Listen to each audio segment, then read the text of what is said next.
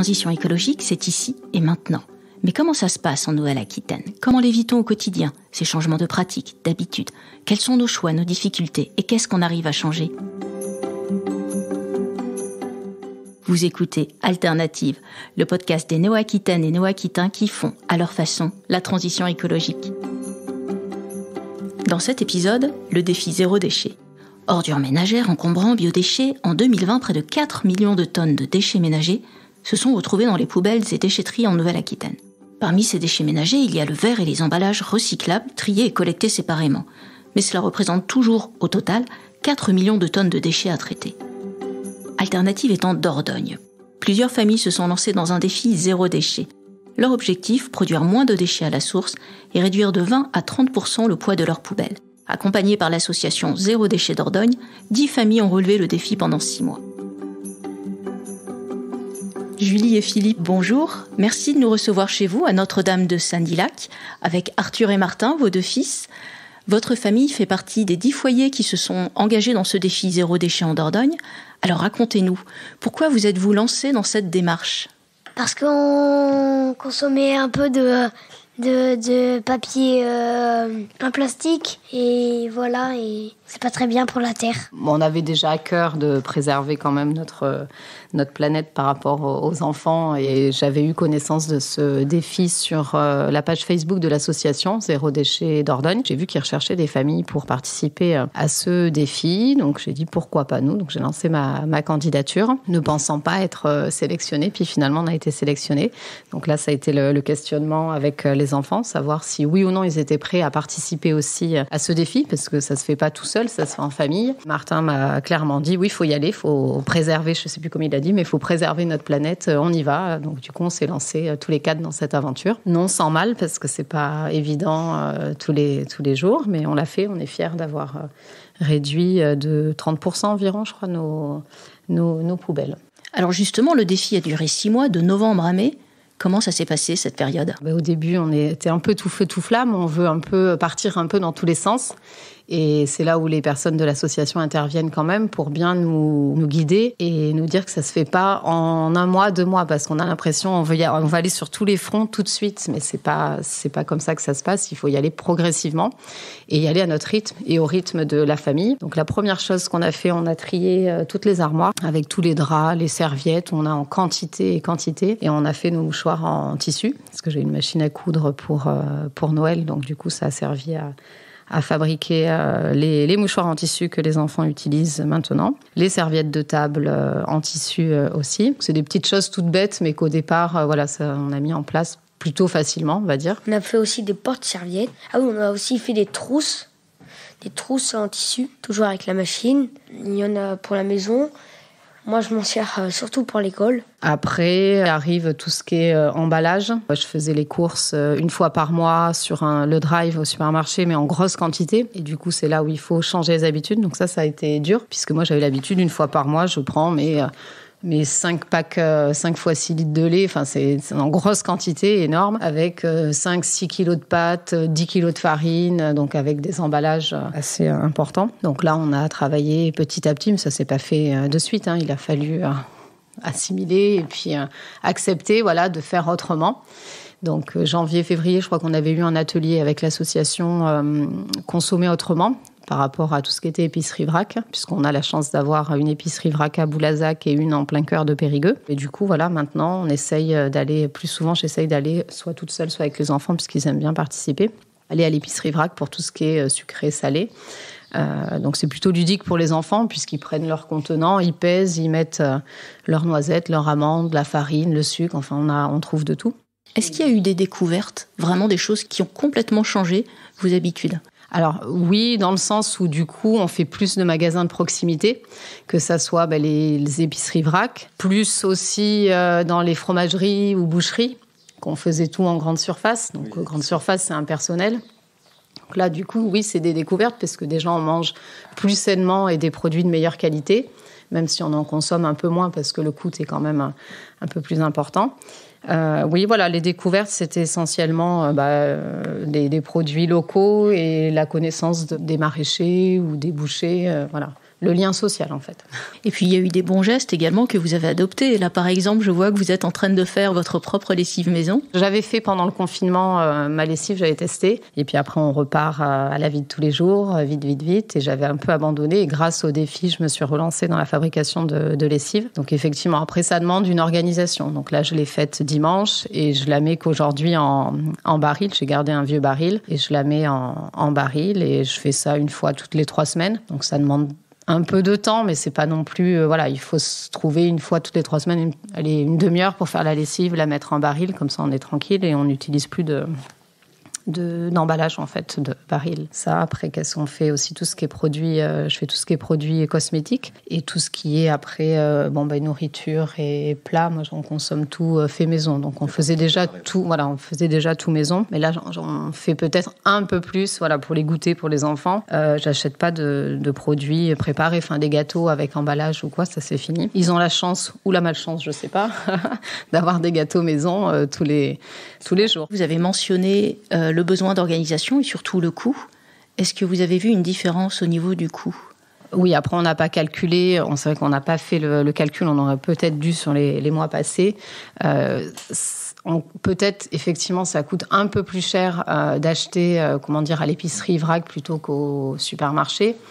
Mais on s'y retrouve puisque on achète, j'achète plus de produits d'entretien, je fais mes produits d'entretien, ma lessive, je fais avec mon vinaigre blanc, je fais mes produits ménagers aussi. J'achète plus de produits cosmétiques. Quand on veut acheter, je sais pas, s'il y a un nouveau vélo pour les enfants, on n'achète plus neuf, on va essayer d'acheter d'occasion. Les habits, on favorise quand même la deuxième main. Donc, quelque part, je pense qu'on s'y retrouve quand même en termes de budget. On a investi dans des récipients inox ou verre, c'est des récipients qui sont plutôt durables.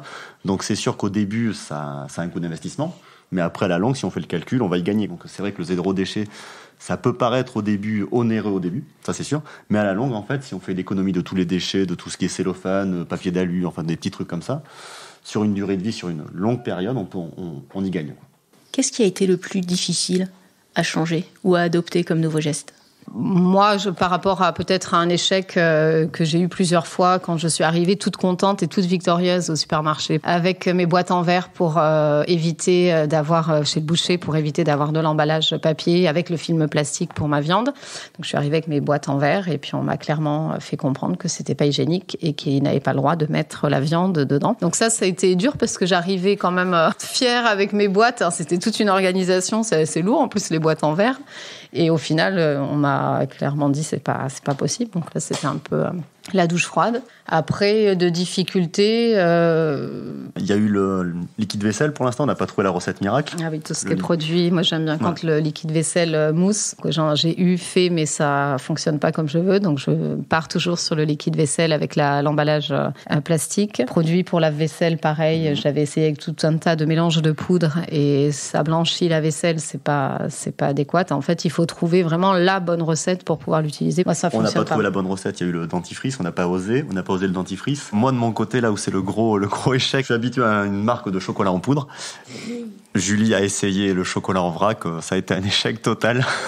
J'ai pas été de bonne composition sur ce coup-là, j'avoue. Effectivement, le chocolat en poudre, on est toujours sur la boîte plastique et on peut pas y déroger, même en essayant d'acheter du vrac. J'ai essayé de tricher, de vider la boîte plastique avec la marque industrielle et de remettre le chocolat vrac dedans, mais ça a pas fonctionné. Ils ont vite découvert tous les trois que c'était pas le même chocolat. Peut-être l'autre échec, c'est tout ce qui est produit laitier. Il y a une grosse contrainte au niveau du lait. Donc là, j'avoue que le lait, on est toujours sur le pack de lait classique. On est gros consommateurs de lait aussi, donc on n'a pas trouvé d'alternative, hormis le lait frais.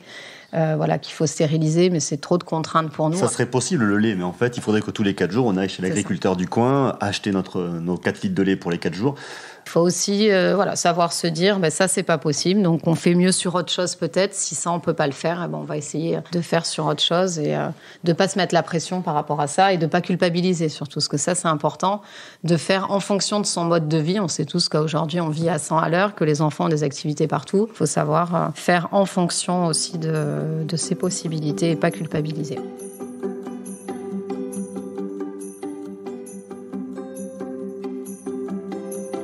Sylvia Sicard, vous êtes bénévole de l'association Zéro Déchet Dordogne et vous avez coordonné ce défi Zéro Déchet.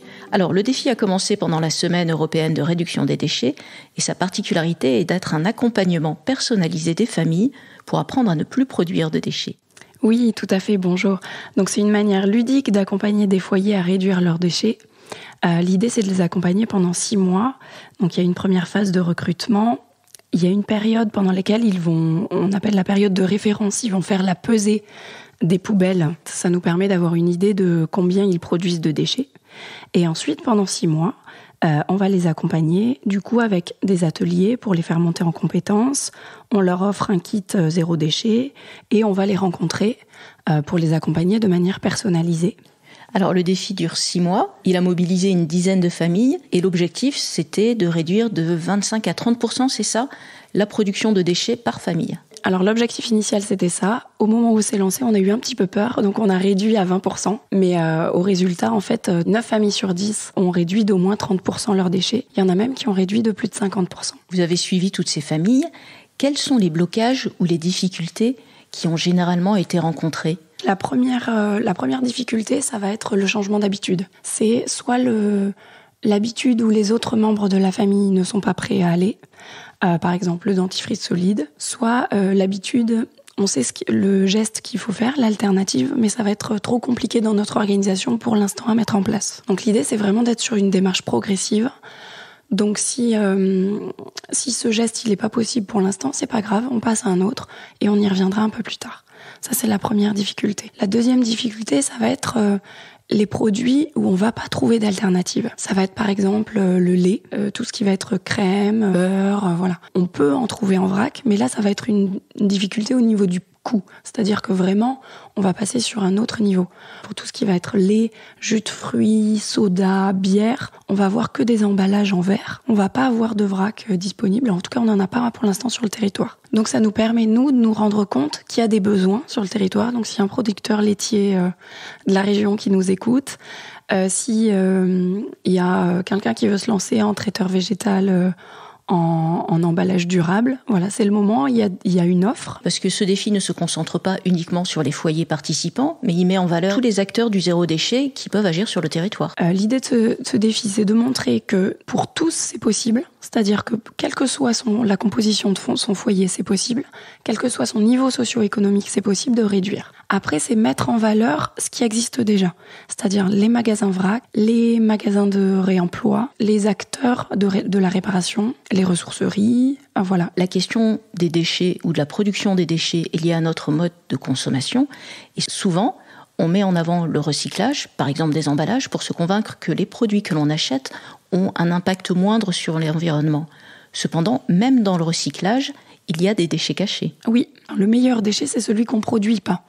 Mais réellement, ça veut dire que dans une démarche zéro déchet, on va amener les gens à aller sur ce qu'on disait tout à l'heure, de la réparation, du réemploi et de l'achat d'occasion. Parce que quand on achète un objet, on achète déjà des déchets, en fait. Avant même de l'utiliser, il représente des ressources en matières premières qui ont été utilisées, il représente de l'eau, il représente de l'énergie, il va représenter des déchets parce qu'il va falloir le conditionner, le transporter jusqu'au lieu du lieu de fabrication au lieu de distribution.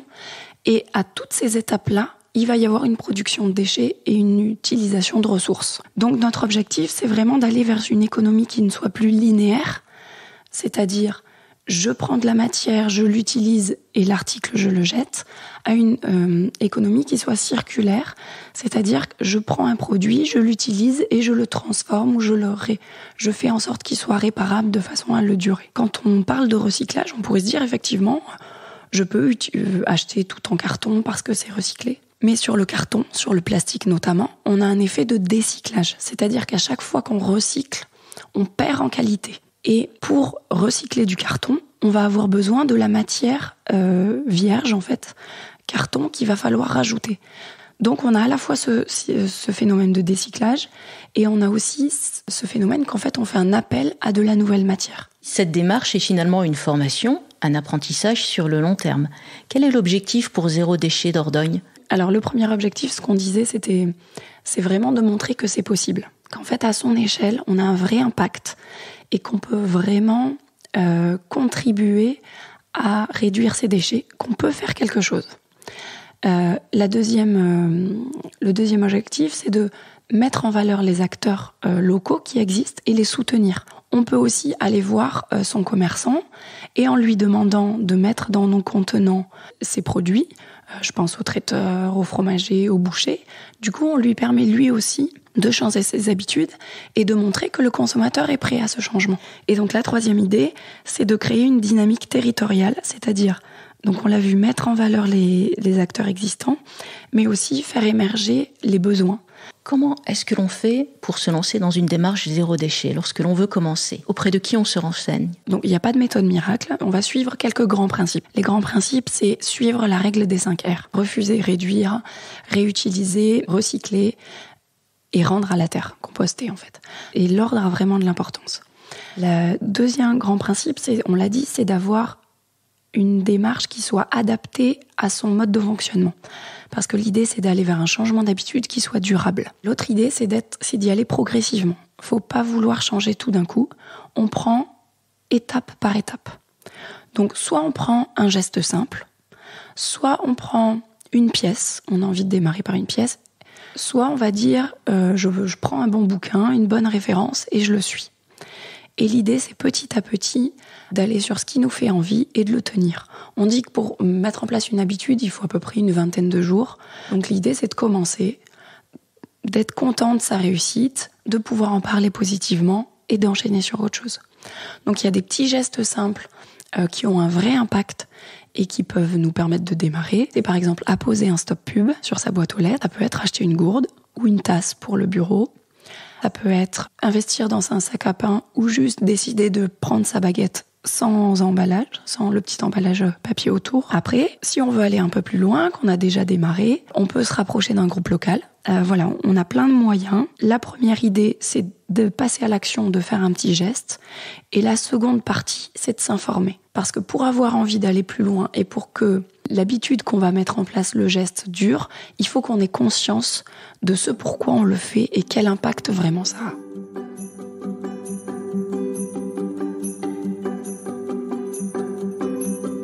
C'était Alternative, un podcast de la région Nouvelle-Aquitaine. N'hésitez pas à le commenter et à le partager sur les réseaux sociaux. Vous trouverez toutes les coordonnées des intervenants, les références citées, ainsi que les autres podcasts de la région sur le site nouvelle-aquitaine.fr. À bientôt pour un prochain épisode.